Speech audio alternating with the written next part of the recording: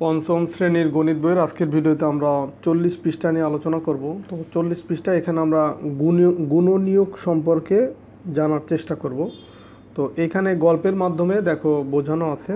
তো আমরা এই গল্পটা দিয়েই শুরু করি, বা এখানে যেটা লেখা আছে সেটা দিয়ে শুরু করি যে নববর্ষ উপলক্ষে কয়েকজন মেহমান মিতুদের বাড়িতে বেড়াতে এসেছে। সে দোকান থেকে 12টি মিষ্টি কিনলো। তো 12টি মিষ্টি সে কতজন মেহমানের মধ্যে সমানভাবে ভাগ করে দিতে পারবে? সমানভাবে মানে হয়তো একজনকে যদি দেয় 12টাই দিবে, বা দুইজনকে দিলে 6টা করে দিতে পারবে। এরকম মানে সমানভাবে ভাগ করে দিতে হবে এমনভাবে যেন কোনো অবশিষ্ট না থাকে যে 11টা ভাগ হয়ে গেল, একটা রয়ে গেল, এরকম থাকবে না। যে এই 12টা মিষ্টি সমানভাবে ভাগ করে দিতে হবে। তো এইখানে রাফি বলতেছে যে 12টি মিষ্টি একটা করে 12 জনকে দেয়া যাবে। মানে যদি 12 জন মেহমান আসে তাহলে একটা একটা করে দিলে 12টা শেষ হয়ে যাবে। আবার এখানে তুলি বলতেছে 12টি মিষ্টি দুইজনকে 2টা করে যদি দেয় তাহলে 6 জনকে দিতে পারবে। মানে এক একজনকে যদি 2টা করে দেয় তাহলে 12টা মিষ্টি টোটাল সে 6 জনকে দিতে পারবে। তো এরপরে দেখো আরও বিভিন্ন সংখ্যক মেহমান হলেও সে সমানভাবে ভাগ করে দিতে পারবে। সেটাই যে নিচের এই টেবিল থেকে আমরা জানবো। দেখো যদি মেহমানের সংখ্যা একজন হয় তাহলে সে মিষ্টির সংখ্যা এই 12টা একজনকে দিতে হবে। আবার যদি 2জন হয় তখন কয়টা করে দিবে? 6টা করে দিবে, মানে 6 দুগুণী 12।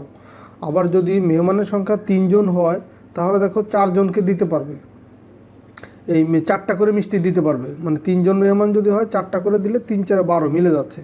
আবার মেহমানের সংখ্যা যদি 4 জন হয় সেই ক্ষেত্রে 3টা করে মিষ্টি যদি দেয় তাহলে দেখো এই 3 4 12 এটাও মিলে যাচ্ছে। কিন্তু যদি মেহমানের সংখ্যা 5 জন হয় সেই ক্ষেত্রে কিন্তু মিষ্টির সংখ্যা আর মিলবে না। যদি দেখা যায় যে 5 জনকে 2টা করে দিচ্ছে, তো 5 জন যেহেতু 5 জন মেহমানকে এই 2টা করে যদি দেয় হয়ে যায় 10টা মিষ্টি ফুরিয়ে যাবে, আর থাকবে 2টা। তো 2টা 5 জনের ভিতরে কীভাবে ভাগ করবে? ভাগ করতে পারবে না, তাকে মিষ্টি ভেঙে ভাগ করতে হবে। তো ভেঙে তো ভাগ করা যাবে না, এখানে বলছে যে সমানভাবে ভাগ করে দিতে হবে। তার মানে এই 5 জনকে সে সমানভাবে ভাগ করে দিতে পারবে না। আবার 6 জনকে যদি দিতে চায় 2টা করে দিতে পারবে, 6 দুগুণী 12। 7 জনকেও সমানভাবে ভাগ করে দিতে পারবে না। 8 জনকেও সে সমানভাবে 12টা মিষ্টি ভাগ করে দিতে পারবে না। 9 জনকেও পারবে না, 10 জনকে পারবে না, 11 জনকে পারবে না, 12 জনকে আবার পারবে। একটা একটা করে দিলে 12 জনকেও সে দিতে পারবে সমানভাবে ভাগ করে। তার মানে এইখানে এই 12 এর গুণনীয়ক হবে যে এই সংখ্যাগুলো। 12 এর গুণনীয়ক হবে এই 12 হবে, 6 হবে, 4 হবে, 3, 2, এই যে 1, এই সংখ্যাগুলো কি হবে? এই 12 এর গুণনীয়ক। দেখো মেহমান একজন হলে 12টি, 2জন হলে 6টি, 3জন হলে 4টি, 4জন হলে 3টি, 6 জন হলে 2টি এবং 12 জন হলে 1টি করে মিষ্টি পাবে। তাহলে 12কে 1 2 3 4 6 12 দ্বারা ভাগ করলে কোনো ভাগশেষ থাকে না। এই যে এখানে যে গোল চিহ্ন দিলাম যে সংখ্যাগুলো, এই সংখ্যাগুলো কি যে 12কে এই সংখ্যাগুলো দ্বারা ভাগ করলে কোনো ভাগশেষ থাকে না। তো যেসব সংখ্যা দ্বারা 12কে ভাগ করলে কোনো ভাগশেষ থাকে না সেগুলো হলো 12 এর গুণনীয়ক। তার মানে এইখানে এই যে সংখ্যাগুলো আমরা পেলাম এই সংখ্যাগুলো হচ্ছে কি 12 এর গুণনীয়ক। তো 12 এর গুণনীয়কগুলো কি? তাহলে 1 2 3 4 6 12 এগুলো হচ্ছে কি 12 এর গুণনীয়ক। কোনো সংখ্যার গুণনীয়কগুলোর মধ্যে সর্বদা 1 এবং ওই সংখ্যা থাকে। মানে যে কোনো সংখ্যার গুণনীয়ক বের করতে হলে আমরা ওই 1 এবং ওই সংখ্যা এই সংখ্যাটা পাবো। যদি ধরো আমি তোমার ধরো 15-র গুণনীয়ক বের করতে চাই, তো এখন এই গুণনীয়কের ভিতরে 1 অবশ্যই থাকবে এবং 15 অবশ্যই থাকবে। মানে 1 এবং ওই সংখ্যা এই দুইটা সংখ্যা অবশ্যই গুণনীয়কের ভিতরে থাকবে।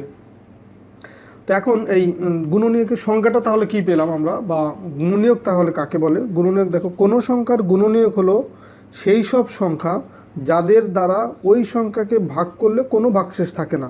যেমন 12 এর গুণনীয়ক যে সংখ্যাগুলো পাইছি, যেমন 2 3 4 6 12 বা 1, এই সংখ্যাগুলো দিয়ে যদি আমরা 12কে ভাগ করি তাহলে কোনো ভাগশেষ থাকে না। তার মানে এই সংখ্যাগুলো হচ্ছে 12 এর গুণনীয়ক।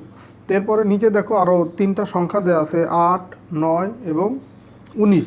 এই সংখ্যাগুলোর গুণনীয়কগুলো গোল চিহ্ন দ্বারা চিহ্নিত করতে বলছে। যেমন 8 এর গুণনীয়ক দেখো প্রথমে তো আমরা 1 পাবো, এই 1 দিয়ে 8কে ভাগ করা যাবে, 2 দিয়ে ভাগ করা যাবে, 4 দুগুণে 8, কিন্তু 3 দিয়ে 8কে ভাগ করা যাবে না, মানে নিঃশেষে ভাগ করা যাবে না। 4 দিয়ে ভাগ করা যাবে, 4 দুগুণে 8। এরপরে দেখো 5, 6, 7 এগুলো দিয়ে 8কে ভাগ করা যাবে না, আবার 8 দিয়ে ভাগ করা যাবে। তার মানে 8-এর গুণনীয়ক হচ্ছে কোনগুলো? 1, 2, 4 এবং 8। এই 4টা সংখ্যা হচ্ছে 8-এর গুণনীয়ক। এখন 9-এর গুণনীয়ক কোনগুলা? 1 সবসময় কিন্তু থাকবে, 1 আর এই 9, এই দুইটা সংখ্যা এই 9-এর ভিতরে 9-এর গুণনীয়ক অবশ্যই থাকবে। এছাড়া দেখো 2 হবে না, 3 হবে, 3 তিরিকে 9, 3 হবে।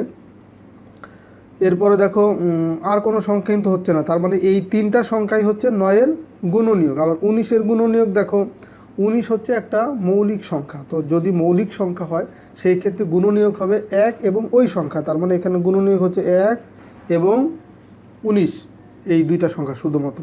আর কোনো সংখ্যায় কিন্তু 19-এর গুণনীয়ক হবে না, কারণ 19কে আর কোনো সংখ্যা দিয়ে নিঃশেষে ভাগ করা যায় না। এরপরে দেখো নিচের সংখ্যাগুলোর গুণনীয়ক লেখো। এখানে দেখো নিচের সংখ্যাগুলোর কী বের করতে বলছে? গুণনীয়ক। কিন্তু এইখানে দেখো সংখ্যা দেওয়া আছে, ঘর দেওয়া আছে 2টা। তো এখন এই 2টা ঘরে আমরা 2টা সংখ্যা বসাইতে পারবো। কিন্তু দেখো এই যে 14-র যে গুণনীয়ক, তো 14-র গুণনীয়ক হচ্ছে দেখো 7 দুগুণে 14 হয়, তার মানে 2ও হয়, এটার গুণনীয়ক 7ও হয়।